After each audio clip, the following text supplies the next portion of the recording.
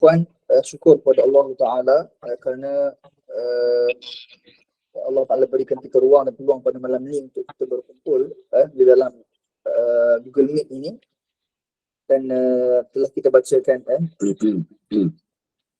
ayat-ayat Al-Quran daripada surah As-Sajdah, surah Al-Waqi'ah dan juga suratul Mulk, Alhamdulillah.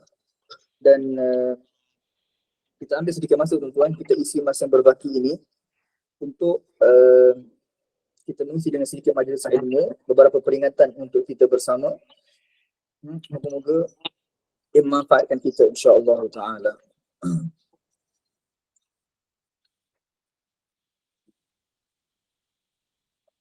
Jadi saya akan diri saya dan tuan-tuan untuk sama-sama kita mengikhlaskan niat kita berada dalam majlis ilmu pada malam ini kerana Allah Ta'ala, Billah Ta'ala.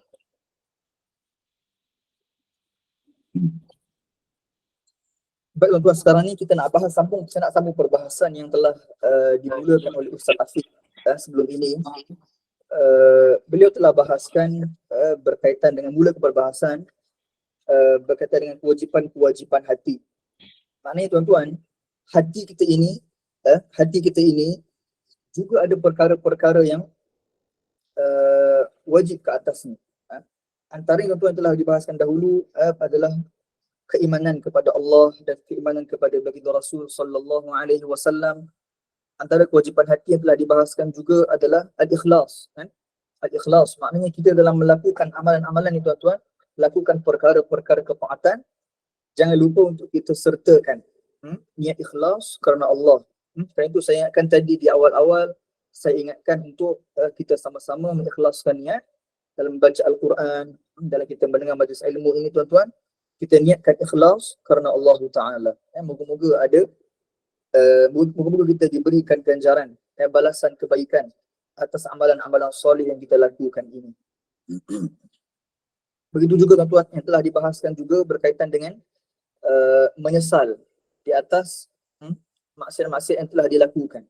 Jadi seorang telah melakukan maksiat, hendaklah wajib ke atasnya untuk menyesal atas apa yang telah dia lakukan. Juga kita tuan-tuan, hendaklah kita ini antara kewajipan hati kita bertawakal kepada Allah Ta'ala dengan makna kita meletakkan sepenuh pergantungan kita kepada Allah semata-mata. Kita menyerahkan segala urusan kita ini kepada Allah Ta'ala. Antara lagi tuan-tuan, antara kewajipan hati adalah muraqabah kepada Allah, iaitu hendaklah sentiasa kita menghadirkan perasaan takut kepada Allah Subhanahu wa Ta'ala dalam hati kita. Sekira-kira perasaan takut ini tuan-tuan, dia dapat mendorong kita untuk menunaikan perkara-perkara yang Allah Ta'ala wajibkan ke atas kita, dan juga perasaan takut yang ada dalam diri kita ini, takut kepada Allah Ta'ala, ia dapat mendorong kita untuk kita meninggalkan perkara-perkara yang diharamkan oleh Allah Subhanahu wa Ta'ala. Itu yang dikatakan dengan al-muraqabatu lillah, muraqabah kepada Allah.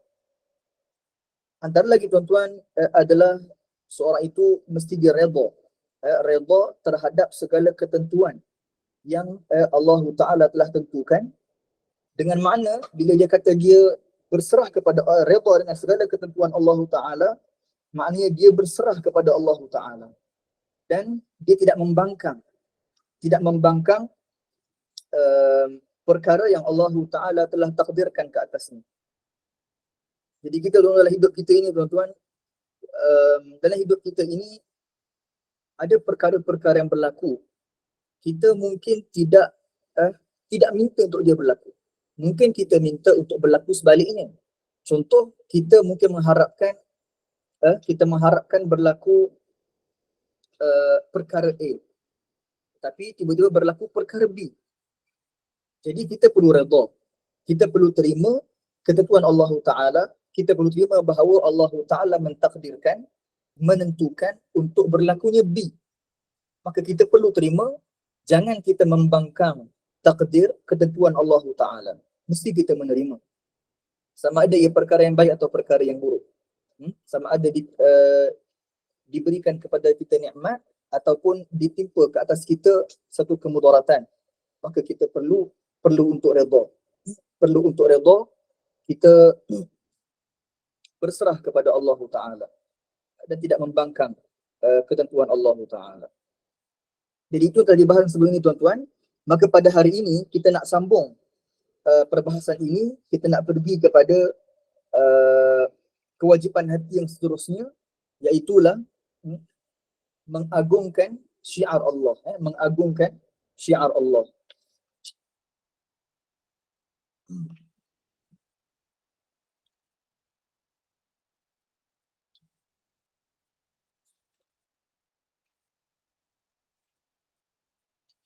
Maka antara syiar-syiar Allah, antara syiar-syiar Allah adalah masjid-masjid. Jadi masjid-masjid ni tuan-tuan yang kita lihat pada hari ini, ianya merupakan antara syiar-syiar Allah Ta'ala. Maka ia perlu diagungkan. Syiar-syiar ini mestilah diagungkan. Umat Islam wajib kita mengagungkan syiar-syiar Allah Ta'ala. Jangan seseorang merendahkan syiar tersebut, jangan. Jangan seorang menghina syiar-syiar tersebut, jangan. Kerana wajib ke atas kita untuk mengagungkannya. Antara lagi tuan-tuan adalah seperti ibadah puasa, haji. Ini juga antara syiar-syiar Allah. Maka hendaklah kita mengagungkannya. Baik. Antara contoh, kita balik pada yang pertama dari sebagai masjid contohnya. Kita kata perlu mengagungkan masjid. Maknanya kita maknanya antara cara untuk mengagungkan masjid adalah dengan kita memasangkan bakhur. Kalau kita pernah tengok ada sebagian orang mungkin dia bersedia kedai-kedai Arab kalau kita pergi kan, ada bakhur ni kita kata apa, macam Melayu panggil apa Melayu bakhur? Kemian kita kata, kemian. Jadi kita membakar bakhur tersebut, antara tujuannya untuk mengharumkan ruang dan suasana tersebut. Dan bakhur ada banyak manfaat, sangat-sangat banyak manfaatnya kata para ulama. Antaranya adalah dia membantu juga tuan-tuan untuk menguatkan ingatan antaranya. Jadi kalau lah ada sebagai yang mungkin menghafal kan, rasa agak susah untuk menghafal, ini antara ikhtiar yang boleh dilakukan, memasang bakhur, dan ini antara cara yang boleh untuk membantu menguatkan ingatan antaranya. Baik. Itu dulu secara ringkas berkaitan dengan mengagungkan syiar Allah Ta'ala. Juga bila kita sebutkan tadi tuan-tuan, jangan seorang menghina, jangan seorang merendah-rendahkan syiar Allah Ta'ala, jangan seseorang menghina syiar Allah Ta'ala. Maknanya tuan-tuan, kita perlu untuk meletakkan syiar tersebut pada satu kedudukan yang tinggi. Jangan seorang menghina syiar-syiar Allah ini dengan cara dia meletakkan syiar ini pada tahap yang rendah. Tidak seperti mana yang telah diperintahkan oleh Allah Subhanahu Wa Taala. Jadi perkara-perkara ini tuan-tuan perlu diagungkan, jangan dihina dan direndahkan. Baik. Itu berkaitan dengan ta'zimu sya'airillah, mengagungkan syiar-syiar Allah. Seterusnya tuan-tuan, antara perkara ataupun kewajipan hati juga adalah asyukru ala ni'amillah, bersyukur atas nikmat-nikmat Allah, bermakna adam isti'maliha fi ma'siyah, dengan makna tidak menggunakan nikmat-nikmat tersebut pada maksiat, ataupun pada perkara maksiat. Baik tuan-tuan, dalam Al-Quran Allah Ta'ala berfirman, wa in ta'uddu ni'matallahi la tuhsuha. Mafhumnya, Allah Ta'ala berfirman, mafhumnya, jika kalian ingin menghitung nikmat-nikmat Allah, maka pasti kalian tidak akan dapat untuk menghitung. Jadi nikmat-nikmat Allah Ta'ala tuan-tuan sangat-sangat banyak. Nikmat yang Allah Ta'ala kurniakan kepada kita ini sangat-sangat banyak. Tidak mampu untuk kita menghitung. Dalam nikmat-nikmat ini tuan-tuan, sebesar-besar nikmat yang Allah Ta'ala kurniakan ke atas kita adalah nikmat iman dan Islam. Ini adalah nikmat yang paling besar yang Allah Ta'ala kurniakan ke atas kita. Maka hendaklah kita bersyukur dengan dua nikmat ini, nikmat iman dan nikmat Islam. Kata para ulama, man u'tiya al-iman wa lam yu'ta ad-dunya faka'annahu ma muni'a syai'a. Maknanya tuan-tuan, kata para ulama, sesiapa yang diberikan kepadanya iman dan tidak diberikan kepadanya dunia, maka seolah-olah dia ini tidak dihalang daripada apa-apa pun. Ini maknanya orang-orang yang Allah Ta'ala kurniakan kepada mereka keimanan. Allah jadikan dia ini orang beriman. Allah berikan kepada dia keimanan yang benar kepada Allah dan Rasul. Orang ini tuan-tuan, kalaulah Allah Ta'ala tak berikan langsung kepada mereka dunia. Mereka ini di dunia faqir, miskin, tidak ada harta. Tetapi diberikan kepada mereka iman, kata para ulama, maka orang seperti ini, mereka ini seolah-olah tidak dihalang daripada apa-apa langsung. Tidak dihalang daripada apa-apa langsung. Adapun orang-orang yang Allah Ta'ala berikan kepada mereka dunia, mereka ini dari segi harta sangat-sangat kaya. Mungkin kita kata ada rumah yang besar, mungkin ada kereta yang mewah, ada anak-anak yang ramai, diberikan kesihatan dan sebagainya. Ya, Allah Ta'ala berikan kepada dia nikmat-nikmat dunia. Tetapi jika Allah tak berikan kepadanya iman, maka orang ini tuan-tuan, walaupun diberikan kepadanya dunia yang begitu banyak, tetapi kata para ulama, orang ini seolah-olah tidak diberikan kepadanya sesuatu pun. Macam tidak diberikan apa-apa kepadanya tuan-tuan. Kerana apa yang Allah Ta'ala berikan kepada dari sudut harta, dari sudut perkara-perkara dunia ini, perkara-perkara ini kata para ulama, ia akan hancur, ia akan binasa, ia tidak akan kekal. Bila seorang itu mati, maka habislah nikmat-nikmat ini tuan-tuan. Tidak dapat lagi untuk dia mengecap nikmat-nikmat ini, nikmat-nikmat dunia ini tuan-tuan. Maka dia akan meninggalkan dunia dalam keadaan yang sangat-sangat rugi.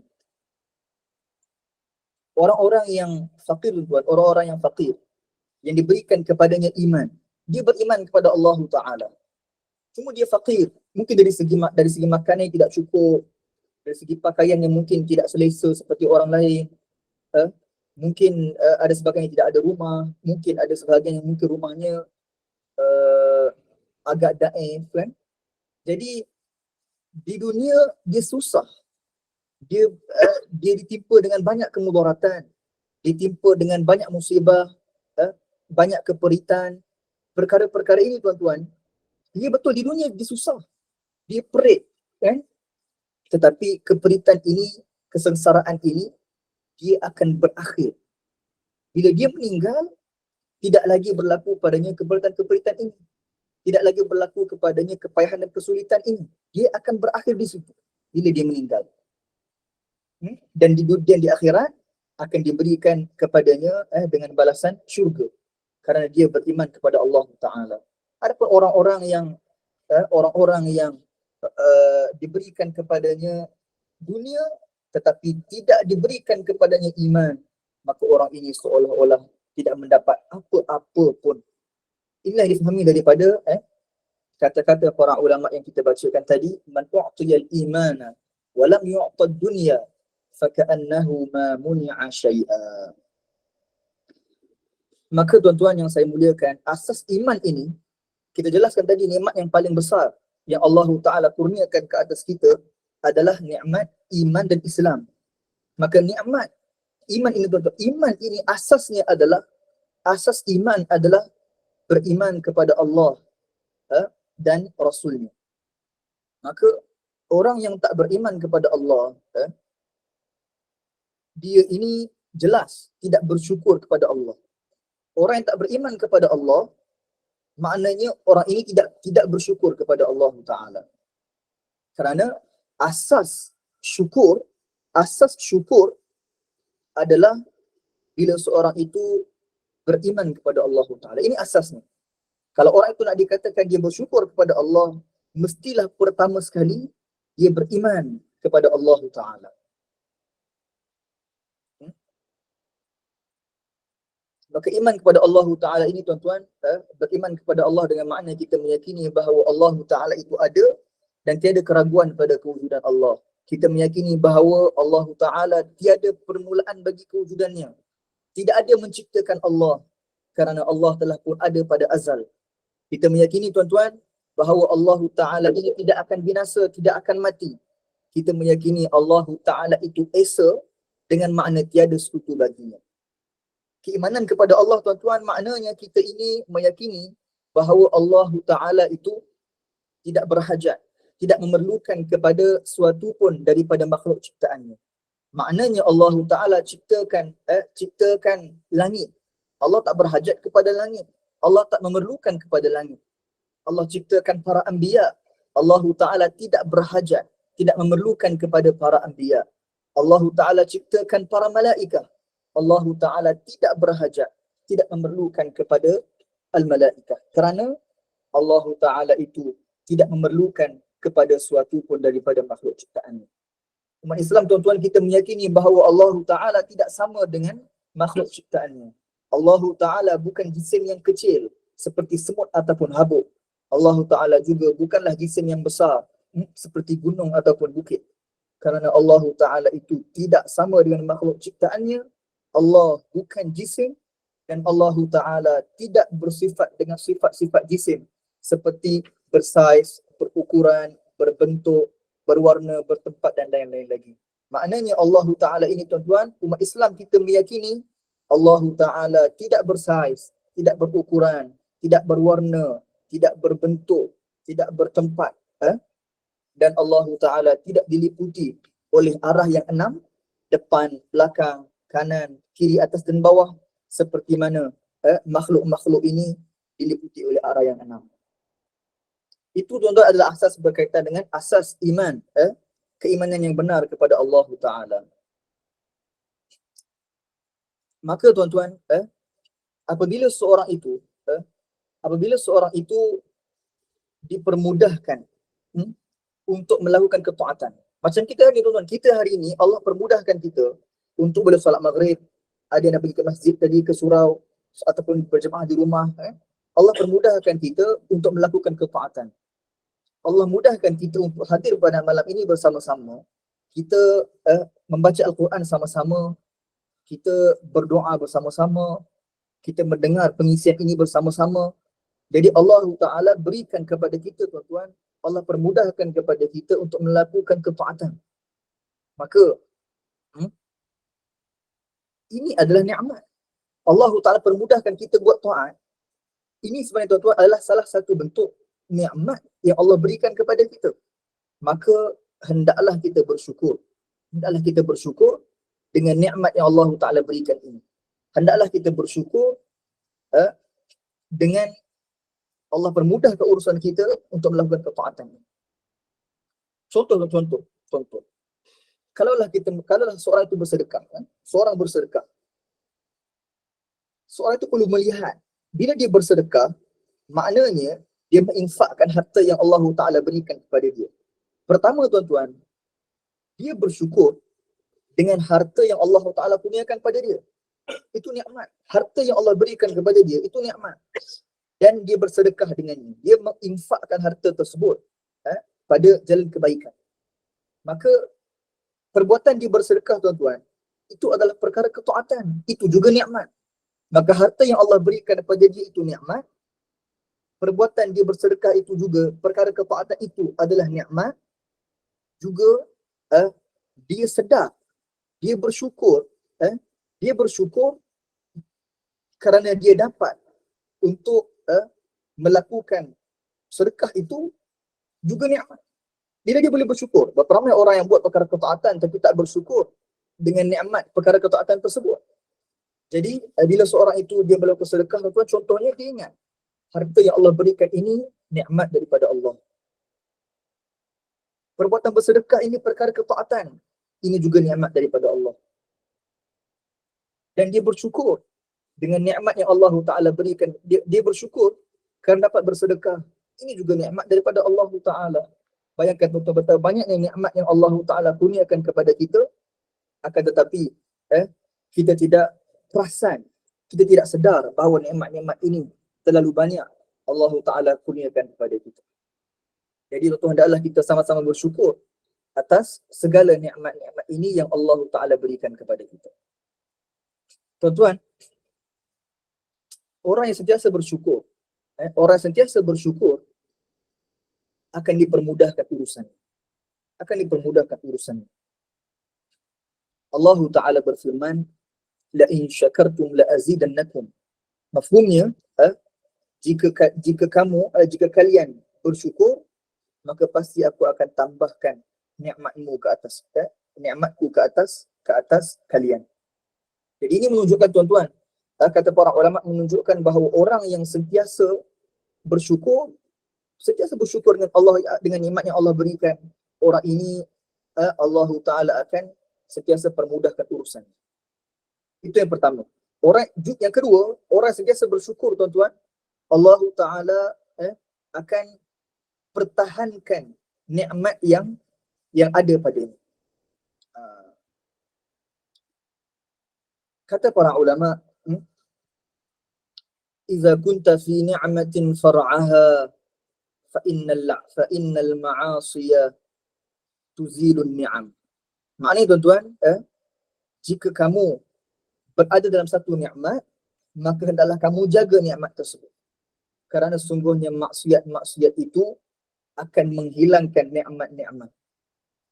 Daripada sini kita faham bahawa bila kita dapat nikmat tuan-tuan, kita kena jaga nikmat tersebut dengan cara kita tidak menggunakan nikmat-nikmat tersebut pada perkara-perkara maksiat.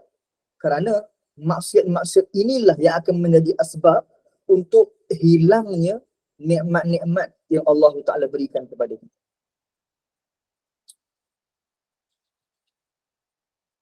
Maka syukur ini terbahagi kepada dua. Syukur ini terbahagi kepada dua. Pertama, ada syukur yang wajib. Syukur yang wajib adalah bila seorang itu tidak menggunakan nikmat-nikmat yang Allah Ta'ala berikan kepadanya pada perkara-perkara maksiat. Bila seorang contohnya dia ada tangan, dia tak guna tangannya pada perkara maksiat, ini maknanya dia syukur dengan nikmat tangan. Bila seorang dikurniakan nikmat lidah, dia tak gunakan lidah ini pada perkara-perkara maksiat, maknanya dia bersyukur dengan nikmat lidah yang Allah Ta'ala kurniakan kepada dia. Bila seorang itu bersyukur dengan nikmat kaki yang Allah Ta'ala kurniakan kepada dia, maknanya dia tidak menggunakan kaki tersebut untuk melakukan perkara-perkara maksiat. Ini yang dikatakan syukur yang wajib. Jadi syukur yang wajib ini tuan-tuan, kita tidak menggunakan nikmat-nikmat harta dan sebagainya ini, kita tak gunakan nikmat tersebut pada perkara-perkara yang maksiat. Inilah yang dikatakan syukur yang wajib. Adapun syukur yang sunat, itu bila kita mengucapkan lafaz alhamdulillah sebagai contoh. Kita lafazkan di lidah alhamdulillah, ini adalah syukur yang sunat. Tak wajib. Tidak wajib untuk mengucapkan alhamdulillah melainkan dalam solat. Sekarang dalam solat kita kena membaca al-Fatihah yang terdapat di dalamnya ucapan lafaz alhamdulillah. Jadi tuan-tuan, yang terakhir, sebelum saya berhenti, yang terakhir adalah Allah Ta'ala berfirman, wa qalilun min ibadiyas syakur. Mafhumnya sangat-sangat sedikit daripada hamba-hamba Allah yang sampai kepada keadaan syakur. Di sana tentu ada hamba yang syakir. Hamba yang syakir adalah orang yang gunakan nikmat Allah untuk melakukan perkara yang wajib dan meninggalkan perkara yang haram. Ini yang dikatakan al-abdu syakir, hamba yang bersyukur. Jadi digunakan nikmatnya tadi pada tunaikan perkara kewajipan dan untuk tinggalkan larangan. Adapun yang atas seperti itu tuan-tuan adalah al-abdu syakur, iaitu setelah dia ini mantap dan dia istiqamah dalam keadaan tersebut, istiqamah dalam melakukan kebaikan, tunaikan kewajipan dan meninggalkan larangan, maka jika dia istiqamah dalam perkara ini, dia akan dinamakan sebagai al-abdus syakur. Yang mana tuan-tuan, al-abdus syakir, hamba yang bersyukur tadi pun sedikit tuan-tuan, sedikit kata para ulama. Adapun al-abdus syakur itu ianya lebih lagi, lebih sedikit bilangannya daripada hamba yang syakir. Moga-moga Allah Ta'ala jadikan kita daripada kalangan al-abdus syakir dan al-abdus syakur, insya-Allah. Barakallahu fikum. Kita dah pukul 9, 1 minit. Mohon maaf saya lebih 1 minit di sini. Moga-moga ada manfaat daripada apa telah kita bahaskan pada malam ini. Bacaan Al-Quran ini, moga-moga Allah Ta'ala jadikannya, Allah Ta'ala berikan ganjaran, balasan baik ke atas kita, atas amalan-amalan yang telah kita lakukan pada malam ini, tuan-tuan. Barakallahu fikum wa jazakumullahu khairan katsiran. Mohon maaf saya siap daripada saya. Terima kasih atas ruang yang diberikan pada malam ini. Kita bertemu lagi insya-Allah tuan-tuan, puan-puan, pada masa akan datang. Moga-moga Allah Ta'ala memudahkan urusan tuan-tuan dan puan-puan. Moga Allah Ta'ala angkat balak yang ada daripada kalangan kita, tuan-tuan. Allah Ta'ala permudahkan urusan kita. Allah Ta'ala kurniakan kesihatan yang baik buat kita semua. Dan moga-moga Allah Ta'ala matikan kita dalam iman. Amin ya rabbal alamin. Barakallahu fikum wa jazakumullahu khairan katsira. Assalamualaikum warahmatullahi ta'ala wabarakatuh. Waalaikumsalam warahmatullahi wabarakatuh, Ustaz. Alhamdulillah, Ustaz. Segala puji bagi Allah Subhanahu wa Ta'ala yang telah memberikan kita hidayah, rezeki dan nikmat yang tiada daya bagi kita, melainkan dengan izinnya untuk kita dapat bersama-sama dalam majlis malam ini. Alhamdulillah, terima kasih diucapkan kepada Al-Fadhil Ustaz Ahmad Muaz bin Karami kerana sudi memimpin majlis pada malam ini dan memberi tazkirah tasawuf berkenaan dengan hati, iaitu mengagungkan syiar Allah. Bersyukur atas nikmat-nikmat Allah dan tidak menggunakannya ke jalan maksiat. Dan bersyukur kerana kita mendapat nikmat yang paling agung, iaitu nikmat iman dan Islam. Tiada lain selain daripada yang kita pinta tu, selain daripada masuk ke syurga Allah. InsyaAllah saya. InsyaAllah kita doakan sama-sama semoga Ustaz terus sihat supaya dapat bersama-sama kita lagi di lain sesi untuk sambungan berkenaan dengan hati ni. Berkenaan dengan syiar Allah hati.